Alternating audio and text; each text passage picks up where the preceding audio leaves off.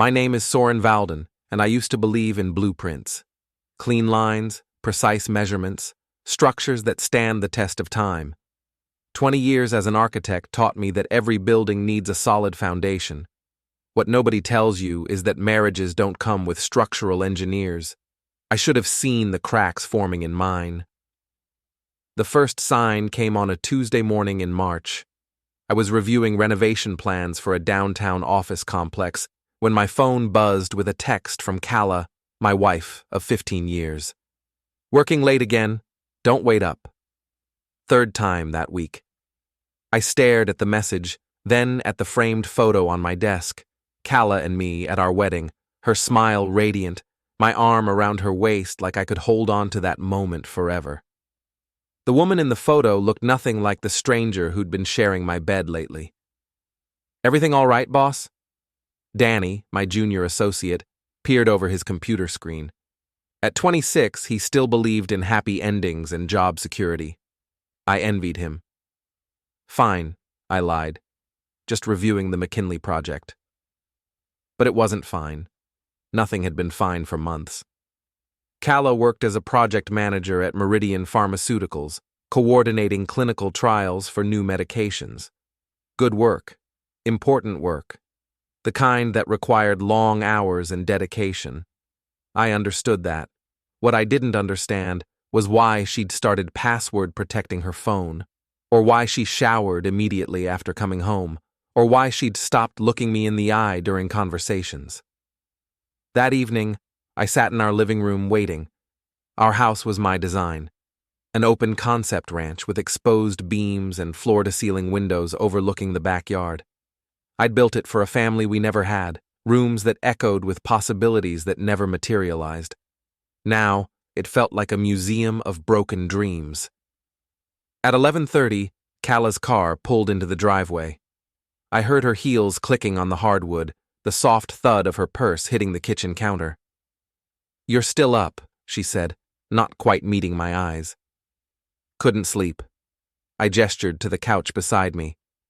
"Want to talk?" She hesitated, and in that pause, I saw everything I needed to know. "I'm exhausted, Soren. Can we do this tomorrow?" "Do what tomorrow?" "Whatever this is." She waved her hand dismissively. "This interrogation." "I asked if you wanted to talk. That's not an interrogation." Her laugh was sharp, brittle. "Everything feels like an interrogation with you lately. I can't breathe without you analyzing my motives." I wanted to argue, to point out that I'd barely spoken to her in weeks, that she was the one creating distance. Instead, I watched her climb the stairs to our bedroom, her silhouette disappearing into the darkness above. The next morning brought clarity in the worst possible way. Calla had left early for a breakfast meeting, and I was alone with my coffee and growing suspicions. Her laptop sat open on the kitchen counter, forgotten in her rush to leave. I shouldn't have looked. In a healthy marriage, you don't spy on your spouse. But we'd stopped being healthy months ago, and my architect's mind demanded structural integrity. I needed to know how deep the damage went. The laptop was still logged into her email.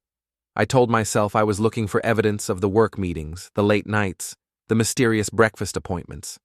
What I found was worse than I'd imagined. The email thread was dated back 3 months. The sender, Reed Caro. Reed had been my mentor once, back when I was a law student before switching to architecture. He was a senior partner at Caro, Mitchell & Associates, one of the city's most prestigious firms. I'd worked as a clerk there during my second year, before realizing that designing buildings suited me better than arguing cases. Reed had been disappointed but supportive, even attending our wedding years later. He was also, according to the email chain I was reading, sleeping with my wife. The messages were careful, coded in the language of people who knew they were playing with fire. References to meetings that matched Calla's late nights, discussions of strategy that had nothing to do with pharmaceuticals or law, and underneath it all, an intimacy that made my stomach turn. "Last night was incredible," read one message from Calla. "I can't stop thinking about your hands." Reed's response, "We need to be more careful. Soren's not stupid. No, I wasn't stupid. But I had been blind. I closed the laptop and sat in the kitchen, staring out at the backyard I'd landscaped with my own hands. Every stone, every plant, every carefully planned sightline had been designed for the life I thought we were building together. Now it looked like evidence of my own naivety. My phone rang. The caller ID showed my father's nursing home. "Mr. Valden, this is Nancy from Sunset Manor. We need to discuss your father's care plan." Henry Valden was 75 and losing his mind to dementia. Some days he recognized me, others I was a stranger in his room. But he was still my father, still the man who'd taught me to use a level and raid blueprints, and I wasn't going to abandon him. "What's the problem?" I asked. "There's been some confusion about his power of attorney documents. We received new paperwork yesterday, but it doesn't match what we have on file." My chest tightened. "What kind of paperwork?" "It appears someone has been granted financial power of attorney. The signature looks unusual." I was already reaching for my car keys. "I'll be right there." The drive to Sunset Manor gave me 20 minutes to think, which was 20 minutes too long. By the time I arrived, my mind was racing with possibilities, none of them good. Nancy was waiting in the lobby, a thin woman with kind eyes and worry lines. She handed me a manila folder without preamble. "These came yesterday," she said. "Overnight delivery." I opened the folder and found documents granting Calla complete financial control over my father's accounts.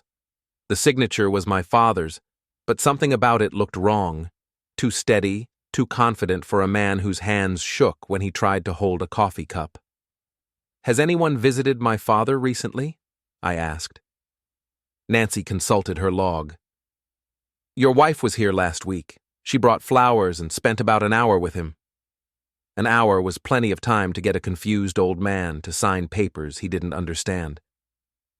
I found my father in the common room, staring out a window at the parking lot. He looked up when I approached, and for a moment, his eyes were clear. "Soren," he said, "you came." "I always come, Dad." I sat beside him. "Do you remember signing any papers recently?" His face scrunched in concentration. "Papers?"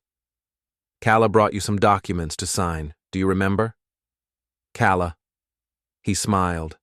"Pretty girl," she said. "She said you needed help with money." My heart sank. "What kind of help?" "She said you were in trouble. Legal trouble. That you needed me to sign papers so she could help you." I closed my eyes.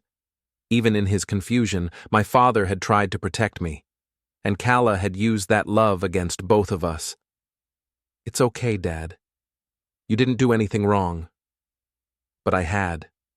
I'd been so focused on the symptoms, the late nights, the distance, the lies, that I'd missed the disease eating away at everything I cared about. Calla wasn't just having an affair, she was systematically dismantling my life. That afternoon, I called in sick to work and drove to the office of Hale Trenwick, private investigator. I'd found his name in the yellow pages, which should have told me everything I needed to know about his methods. His office was above a pawn shop on the east side, the kind of neighborhood where people minded their own business and asked few questions. Hale was exactly what central casting would order for a private investigator. 60-something, gray stubble, eyes that had seen too much. His office smelled like coffee and cigarettes, with filing cabinets that looked older than I was. "You want to tell me why you're here?" he said. "Or should I guess?" "My wife is having an affair." "Most of them are. What makes yours special?" I told him about the emails, the power of attorney documents, the systematic way Calla was isolating me from my own life. Hale listened without interruption, occasionally making notes on a yellow legal pad. "The affair partner," he said when I finished. "Tell me about him." "Reed Caro. He's a lawyer, senior partner at a downtown firm. I used to work for him." Hale's eyebrows rose slightly. "Used to work for him?" "I clerked there in law school, before I switched to architecture. He was my mentor." "So he knows you. knows how you think, how you'd react to certain situations. I hadn't considered that angle, but it made sense. Reed knew me well enough to anticipate my moves, to stay 2 steps ahead of any investigation I might launch. "What do you need from me?" I asked. "Retainer, $5,000 up front plus expenses." He slid a contract across the desk. "And patience. Good investigations take time." I signed the contract and wrote the check, using money from an account Calla didn't know about. My emergency fund, saved over years of small freelance jobs. I'd been keeping it for a rainy day. The storm was just beginning. That evening, Calla came home at her usual late hour. I was waiting in the kitchen, nursing a beer and trying to look casual. "How was work?" I asked. "Busy. We're behind on the Morrison trial data." She opened the refrigerator and pulled out a bottle of wine. "How was your day?" "Interesting. I visited Dad." She paused, wine bottle halfway to her lips. "How is he?" "Confused. He mentioned something about signing papers to help me with legal trouble." Calla's face was a masterclass in controlled reaction. Surprise, concern, confusion, all perfectly calibrated for innocence. "Legal trouble? Soren, what's going on?" "That's what I was hoping you could tell me." She set down the wine and moved closer, her hand touching my arm with practiced tenderness. "Honey, you know how confused he gets. He probably mixed up a conversation with something he saw on television." "Probably." I didn't pull away from her touch, but I didn't lean into it either. "Still, I should probably check his accounts, make sure everything's in order." "Of course. We should protect him." The word "we" hung in the air between us, loaded with irony. There was no we anymore. There was Calla and Reed, and there was me, standing alone in the wreckage of my marriage. That night, I lay awake listening to Calla breathe beside me. She slept peacefully, the sleep of someone with a clear conscience or no conscience at all. I stared at the ceiling and planned my next moves like I was designing a building. Foundation first, then the framework, then the details that would make it all hold together. By morning, I had a blueprint for revenge. 3 days later, Hale called with his first report. His voice was gravelly over the phone, like he'd been smoking since birth. "Your wife's been busy," he said. "Can you meet this afternoon?" I found him at a diner called Mel's, the kind of place where the coffee was strong and the waitresses called everyone Han. He'd claimed a corner booth and was working through a plate of eggs that had seen better days. "Sit," he said, not looking up from his food. "Order something. This might take a while." I ordered coffee and waited while he finished eating. Hale did everything deliberately, like he had all the time in the world. It was probably good for his business, made clients feel like they were getting their money's worth. "Your wife's affair goes back at least 6 months, he said finally. "Maybe longer. They're careful, but not careful enough." He slid a manila envelope across the table. Inside were photographs. Calla and Reed entering a hotel, leaving a restaurant, standing close together in what looked like a parking garage. Nothing explicit, but the body language told the story. "That's not the interesting part," Hale continued. "The interesting part is what else they've been up to." He pulled out a second set of documents. Financial records, bank statements, legal filings I didn't recognize. "Your wife has been very busy with your father's accounts. Power of attorney was just the beginning. She's moved money, changed beneficiaries, even took out a loan against his house." I stared at the numbers, trying to process what I was seeing. "How much?" "Total, about 200,000. Your father's entire nest egg, plus the equity in his house." The coffee turned to acid in my stomach. "Where did it go?" "Offshore accounts mostly. Cayman Islands, Switzerland. Classic money laundering setup." Hale leaned back in his booth. "Your wife's smarter than she looks." "Reed's helping her. Reed's running the show. This has his fingerprints all over it. Shell companies, trust accounts, legal structures designed to hide money. Your wife's just the inside person with access to your father." I thought about my father sitting in that common room, staring out the window, trusting the pretty woman who said she wanted to help his son. The betrayal was so complete it took my breath away. "There's more," Hale said. "Your wife's been documenting things, building a file." "What kind of file?" He pulled out another folder, this one thicker. Photos of you looking angry, recordings of arguments, a journal documenting your increasingly erratic behavior. She's building a case. A case for what? Divorce, restraining order, full custody of assets. Hale's eyes were steady on mine. She's going to claim you're abusive. The accusation hit me like a physical blow. I'd never raised a hand to Calla, never even raised my voice except during normal marital disagreements. But I could see how it would work. The isolated husband, the frightened wife, the concerned lover helping her escape. "When?" I asked. "Soon. Maybe days, maybe weeks. But she's almost ready to pull the trigger." I stared out the diner window at the parking lot, watching ordinary people live their ordinary lives. None of them knew that their world could be dismantled by the person sleeping beside them every night. "What do we do?" I asked. "We get ahead of it, document everything, build our own case, find the evidence that proves what they've been doing." Hale finished his coffee. "But you need to be smart about this. No confrontations, no dramatic gestures. They're expecting you to lose your temper and prove their point. So I just wait? You prepare, and you trust the process." That evening, I went through the motions of normal life. I cooked dinner, made small talk, pretended to care about Calla's day at work. She was animated, talking about a new clinical trial that was showing promising results. "It could revolutionize treatment for depression," she said, twirling pasta around her fork. "The preliminary data is incredible." "That's great," I said, wondering if she felt any irony discussing mental health treatment while systematically destroying mine. "Reed thinks we should fast-track the FDA submission," she continued, not noticing my lack of enthusiasm. "He's been consulting on the regulatory strategy." "Reed's involved in your work now?" The question slipped out before I could stop it. Calla paused, fork halfway to her mouth.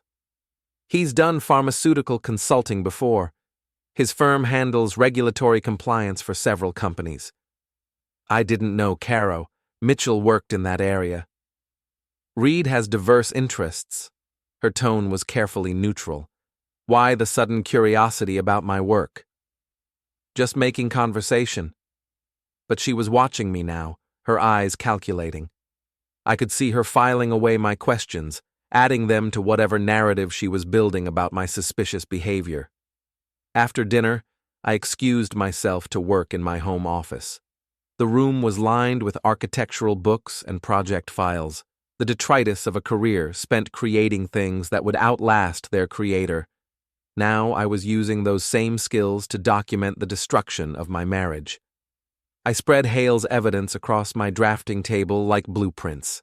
Bank records, photographs, legal documents, all the pieces of a puzzle that was finally coming into focus. Reed wasn't just stealing my wife, he was stealing my father's future and framing me for abuse in the process. My phone buzzed with a text message from an unknown number. "Stop digging or you'll regret it." I stared at the message, then screenshot it and forwarded it to Hale. Within minutes, he called back.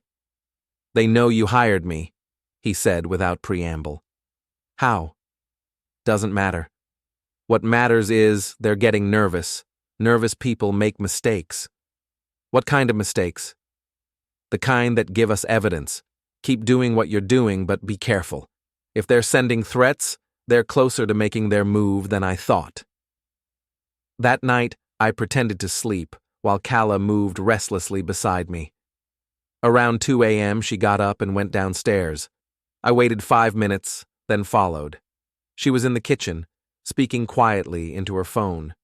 I couldn't make out the words, but the tone was urgent, worried. When she hung up, she stood at the window for a long time, staring out at our backyard. I retreated to the bedroom before she could discover me. But sleep was impossible. I lay there planning and replanning, trying to anticipate their next move.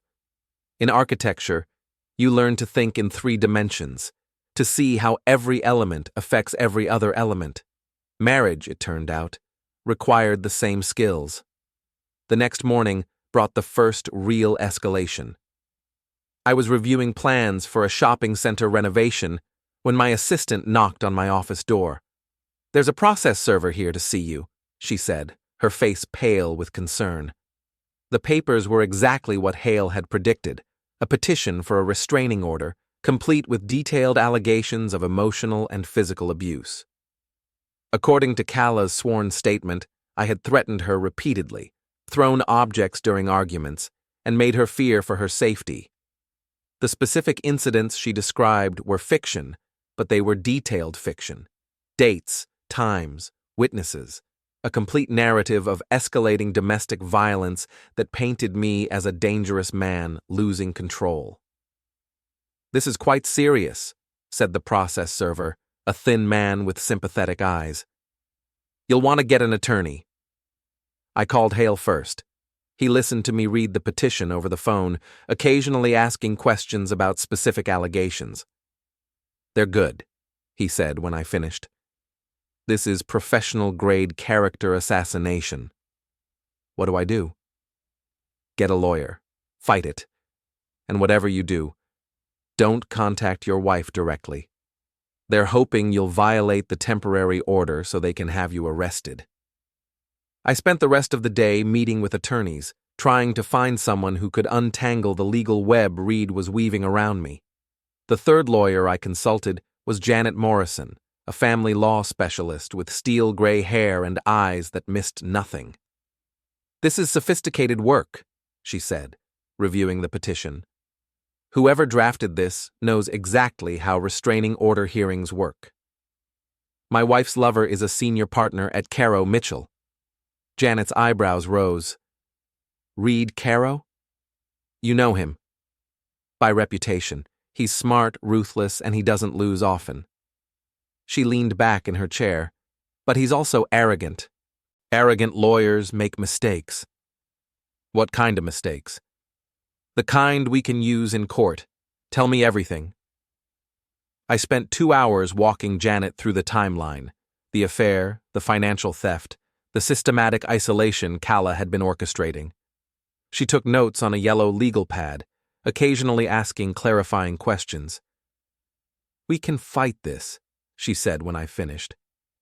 "But it's going to get ugly. They're not just trying to end your marriage. They're trying to destroy your reputation and steal your assets." "What's our strategy?" "Document everything, challenge every allegation, and find evidence of their conspiracy." She handed me her card. "The hearing is in 5 days. That's not much time, but it might be enough." That evening, I couldn't go home. The restraining order prohibited me from being within 500 feet of Calla. Instead, I checked into a motel on the outskirts of town, a sad place with thin walls and the smell of industrial disinfectant. I called Hale from my motel room. "They moved faster than expected." "They had to. You were getting too close to the truth." His voice was calm, professional, but this might work in our favor. "How?" "Restraining orders are public record. So are the hearings. If we can prove they fabricated evidence, it becomes a criminal matter." "If we can prove it." "We will. I've got more surveillance on them now, and they're feeling pressure. Pressure makes people sloppy." I hung up and stared at the motel room ceiling, listening to traffic on the highway outside. Somewhere across town, Calla was probably celebrating with Reed, toasting the success of their plan. They had my house, my father's money, and soon they'd have my reputation. But they'd made one crucial mistake. They'd underestimated how much I loved my father and how far I'd go to protect him. In architecture, the strongest buildings are designed to withstand earthquakes, hurricanes, and time itself. They survive because their foundations go deeper than anyone can see, anchored in bedrock that won't shift or crack under pressure. Reed and Calla were about to discover that my foundation went deeper than they'd imagined. The restraining order hearing was scheduled for Thursday morning in Judge Patricia Henley's courtroom. I'd researched her background, 20 years on the bench, known for being thorough and skeptical of both sides. If we were going to win, it would be on evidence, not emotion. Janet Morrison met me outside the courthouse at 8 a.m. She carried 2 briefcases and wore the expression of a lawyer ready for war. "How do you feel?" she asked. "Like I'm about to be publicly humiliated by people I trusted." "Good. Channel that anger into focus. We're going to need every advantage we can get." Inside the courtroom, I saw Calla for the first time since the restraining order was served. She sat at the plaintiff's table wearing a conservative blue dress and minimal makeup, looking like the victim she was pretending to be. Beside her sat Reed, impeccably dressed and radiating confidence. They'd brought 3 witnesses, 2 of Calla's co-workers and her sister Emma. I recognized the co-workers from office parties, women who'd always seemed friendly enough. Now they were here to testify that I was a dangerous man. "All rise," said the bailiff. The Honorable Judge Patricia Henley presiding. Judge Henley was a small woman with sharp eyes and an economy of movement that suggested she'd heard every story and believed none of them until proven otherwise. "This is a hearing on the petition for a protective order filed by Calla Valden against Soren Valden," she said. "Counsel, please state your appearances." Reed stood first. Reed Caro of Caro, Mitchell and Associates, representing the petitioner. Janet rose. Janet Morrison, representing the respondent. "Mr. Caro, you may present your case." Reed's opening statement was masterful, a portrait of a marriage deteriorating under the pressure of my alleged drinking and increasingly erratic behavior. He painted Calla as a woman trying to save her marriage while protecting herself from a husband spiraling into violence. "The evidence will show a pattern of escalating abuse," Reed said, his voice carrying just the right note of controlled outrage. "Threats, intimidation, and physical violence that has left Mrs. Valden in fear for her safety." He called Calla as his first witness. She took the stand with visible reluctance, like a woman forced to relive trauma for the sake of justice. Her testimony was devastating. Specific incidents of abuse, detailed descriptions of my alleged threats, a timeline of escalating violence that culminated in her decision to seek protection.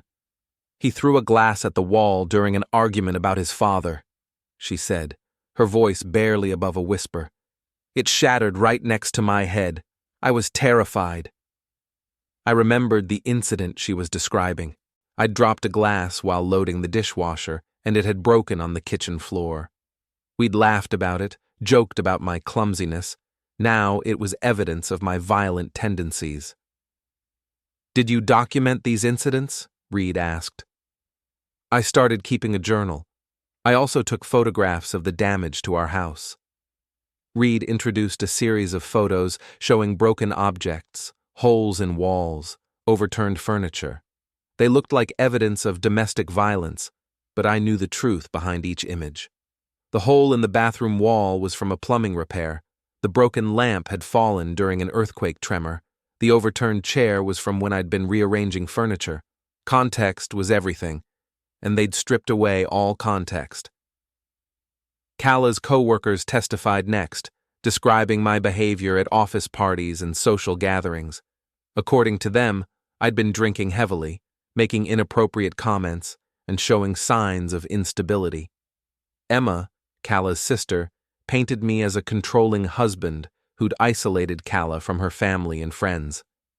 Their testimony was coordinated, consistent, and completely fabricated. But it sounded convincing.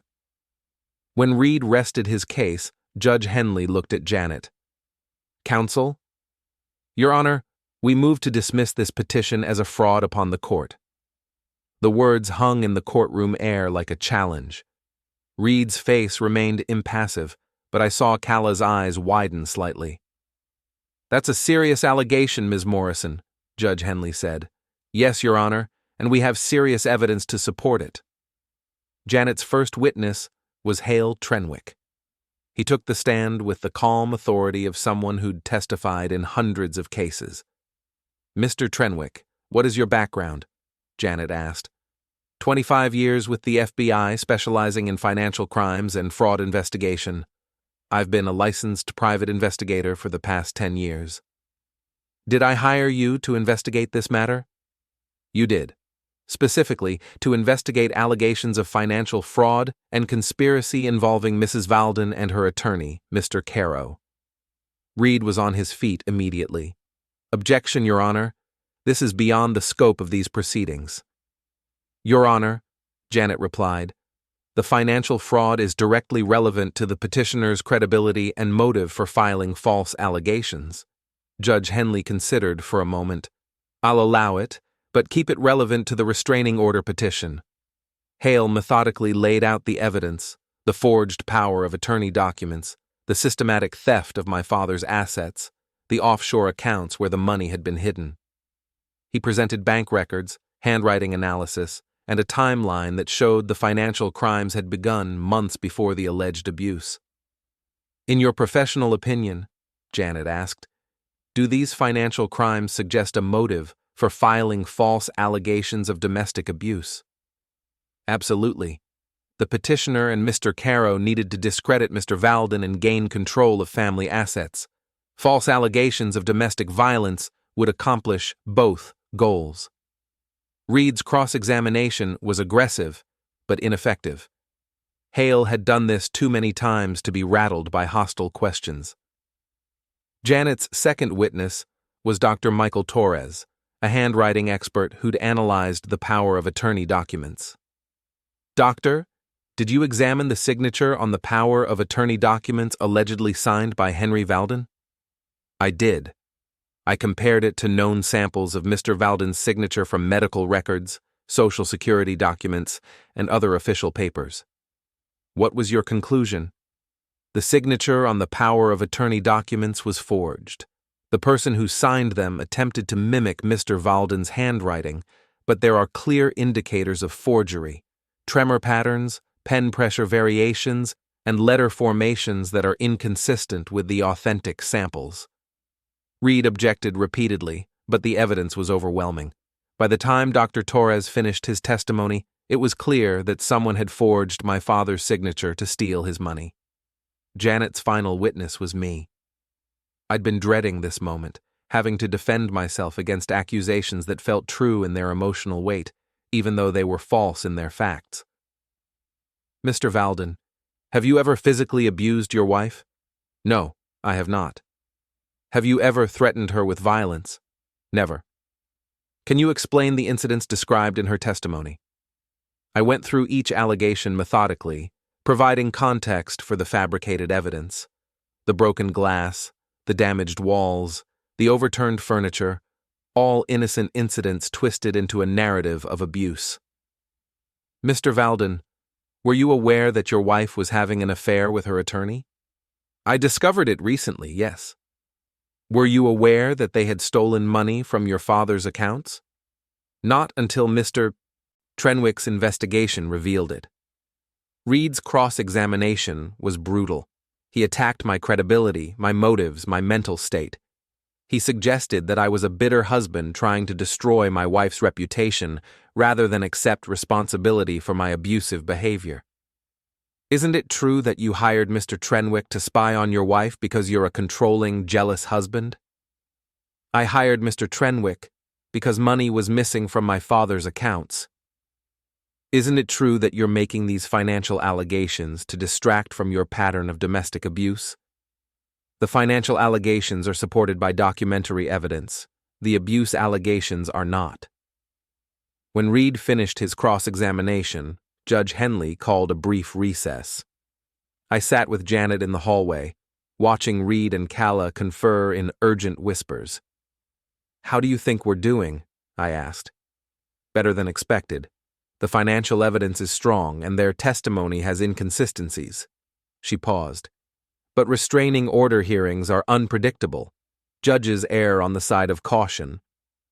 When court resumed, Judge Henley delivered her ruling. This case presents serious allegations on both sides. The petitioner alleges a pattern of domestic abuse supported by witness testimony and photographic evidence. The respondent alleges that these accusations are false, part of a conspiracy involving financial fraud and forgery. She paused, looking at both sides. After reviewing all the evidence, I find that the respondent has raised substantial questions about the petitioner's credibility and motives. The evidence of financial fraud and forged documents suggests that this petition may have been filed in bad faith. Reed's face remained impassive, but I saw his hands clench slightly. Therefore, I am denying the petition for a protective order. However, I am also referring this matter to the District Attorney's Office for investigation of possible criminal charges related to fraud, forgery, and perjury. The gavel came down with a sound like thunder. Reed and Calla left the courtroom quickly, not looking in our direction. I sat in stunned silence, processing what had just happened. "We won," Janet said simply. "What happens now?" "Now the real fight begins. The district attorney will investigate the criminal charges. The state bar will likely open an ethics investigation against Reed. And you'll need to decide whether to file for divorce." I thought about Calla's testimony, the detailed lies she'd told under oath, the way she'd looked at me with manufactured fear. The woman I'd married was gone, replaced by someone I didn't recognize. "Yes," I said. "I want a divorce." That evening, I returned to my house for the first time in a week. The restraining order was dissolved, but the place felt different now, contaminated by betrayal, haunted by the ghost of my marriage. I found evidence of Calla's hasty departure everywhere: clothes missing from her closet, toiletries gone from the bathroom, important documents removed from our home office. She'd been planning this for months, maybe longer. My phone rang. It was Hale. "Congratulations," he said. "You survived the first round." "What's the second round?" "Criminal prosecution. The DA's office will want to interview you tomorrow. After that, they'll decide whether to file charges." "What are the chances?" "Good. The evidence is solid, and perjury in a restraining order hearing is taken seriously. Plus, the financial crimes involve an elderly victim with dementia. Juries hate that." I hung up and walked through my empty house, thinking about the life I'd built and lost. But somewhere in the wreckage, I felt something I hadn't experienced in months: hope. Reed and Calla had underestimated me, assuming I'd collapse under the weight of their accusations. Instead, I'd fought back with the same methodical precision I brought to architectural projects. Evidence, documentation, expert testimony, the tools of my trade adapted to legal warfare. They'd taught me that marriage wasn't about love or trust or shared dreams. It was about power, leverage, and the willingness to destroy someone who stood in your way. I was a quick learner. The district attorney assigned to our case was Maria Santos, a prosecutor with 15 years of experience in white-collar crime. She had the focused intensity of someone who'd seen every type of financial fraud and took personal offense at people who stole from the elderly. "Your father-in-law's case is particularly egregious," she told me during our interview. "Using his dementia to obtain fraudulent power of attorney, then systematically draining his accounts while his son was distracted by false abuse allegations. It shows sophisticated planning and complete moral bankruptcy." "What charges are you considering?" "For Mrs. Valden, perjury, filing false reports, elder financial abuse, and conspiracy. For Mr. Caro, the same charges, plus professional misconduct and possibly money laundering, depending on what we find in those offshore accounts." The investigation moved quickly. Federal authorities traced the stolen money through multiple shell companies and foreign banks, documenting a paper trail that led directly back to Reed's law firm. The state bar opened its own investigation, suspending Reed's license pending the outcome of criminal proceedings. 3 weeks after the restraining order hearing, both Reed and Calla were arrested. I wasn't there to see it happen, but Hale filled me in on the details. Reed was taken into custody at his office, led out in handcuffs past colleagues and clients who'd trusted him with their legal affairs. Calla was arrested at her apartment, She'd been staying with her sister since the hearing and spent the night in county jail before making bail. The local news picked up the story. Prominent attorney charged in elder abuse scheme. The coverage was devastating for Reed's reputation and law firm. Within days, clients were withdrawing their cases and partners were distancing themselves from the scandal. My divorce attorney, Janet Morrison, filed papers the same week. With criminal charges pending and evidence of adultery and financial fraud, Calla's position was hopeless. Her attorney, not Reed, who was now facing his own legal troubles, called within days to discuss settlement terms. She wants to avoid a trial, Janet told me. She's willing to accept minimal alimony in exchange for a quick, quiet divorce. What about my father's money? Full restitution, plus interest and penalties. The criminal charges give us significant leverage. But I wasn't interested in quiet settlements. Reed and Calla had tried to destroy my life with false accusations and stolen my father's future with forged documents. They deserved more than financial consequences. I want them prosecuted to the full extent of the law, I told Janet. That's not really your choice. The DA decides whether to prosecute. Then I want to make sure the DA has every piece of evidence we can find. Hale's investigation had expanded beyond the original financial crimes. His contacts in law enforcement had provided additional information about Reed's business practices, including other cases where clients' money had gone missing and been quietly repaid to avoid scandal. He's been running this scam for years, Hale explained during one of our meetings. Your wife's case was just the latest iteration. Use a personal relationship to gain access to money, create legal complications to cover the theft, then disappear the funds through offshore accounts. How many other victims? At least 6 that we can document. Probably more who never realized they'd been robbed. The additional victims strengthened the prosecution's case, but also revealed the true scope of Reed's criminal enterprise. This wasn't a crime of passion or a momentary lapse in judgment. It was a systematic operation designed to exploit trust and legal expertise for personal gain. The preliminary hearing was scheduled for November. Reed and Calla both pleaded not guilty, but the evidence against them was overwhelming. Financial records, forged documents, witness testimony, and electronic communications all pointed to a coordinated conspiracy to commit fraud.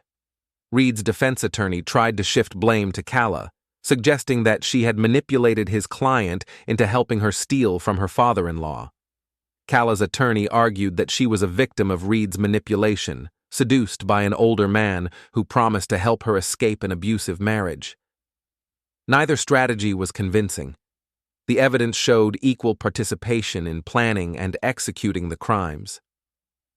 The trial began in January, almost a year after I'd first discovered Calla's affair. The courtroom was packed with reporters, legal observers, and other victims of Reed's schemes. My father, despite his dementia, was brought in to testify about the day Calla had convinced him to sign papers he didn't understand. She seemed nice, he said from the witness stand, his voice thin and confused. She said Soren needed help. It was heartbreaking to watch him struggle with questions about events he could barely remember. But his testimony was powerful, precisely because of his vulnerability. Here was an elderly man with dementia, exploited by people who should have protected him. The prosecution's case was methodical and devastating. Bank records, handwriting analysis, electronic communications, and witness testimony built an unshakable foundation of evidence. Reed and Calla had stolen over $200,000 from my father, hidden it in offshore accounts, and then tried to frame me for domestic abuse to prevent discovery of their crimes. Reed's defense collapsed when prosecutors revealed evidence of his other victims. The pattern was identical in each case. Gain access to vulnerable people's finances, steal their money, then create legal complications to cover the theft. The jury heard testimony from elderly clients who'd trusted Reed with their estates, only to discover that their money had vanished into shell companies and foreign banks. Calla's defense was equally unsuccessful. Her attorney tried to portray her as a victim of Reed's manipulation, but the evidence showed her as an equal partner in planning and executing the crimes. She'd researched offshore banking, created false documents, and lied under oath with the skill of a professional criminal. The jury deliberated for less than 6 hours. Guilty on all counts.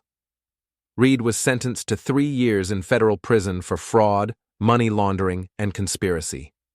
The state bar permanently revoked his license, ending a 30-year legal career. His law firm dissolved within months, unable to survive the scandal. Calla received 2 years for perjury, filing false reports, and elder financial abuse. She was also ordered to pay full restitution to my father's accounts, though most of the stolen money had already been recovered through asset forfeiture. I attended both sentencing hearings, sitting in the gallery and watching 2 people who'd once been central to my life learn the consequences of their choices.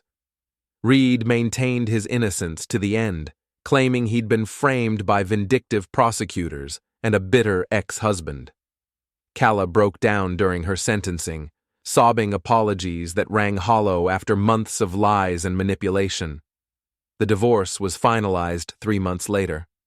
I kept the house, the car, and what remained of our joint assets after legal fees and restitution payments. Calla kept her freedom for a few more weeks until she reported to federal prison to begin her sentence. My father's money was fully restored, along with interest and penalties that actually left him better off financially than before the theft. I moved him to a better facility closer to my house, where I could visit more frequently and monitor his care personally. The house felt different after everything was over. The rooms that had once echoed with broken dreams now held the promise of new beginnings. I kept busy with work, taking on larger projects that challenged my skills and rebuilt my professional reputation. But the real satisfaction came from knowing that Reed and Calla had faced consequences for their actions. They'd tried to destroy my life with lies and theft, counting on my isolation and their legal expertise to protect them from accountability. Instead, they'd learned that evidence trumps narrative, that truth has its own power, and that some people fight back when cornered.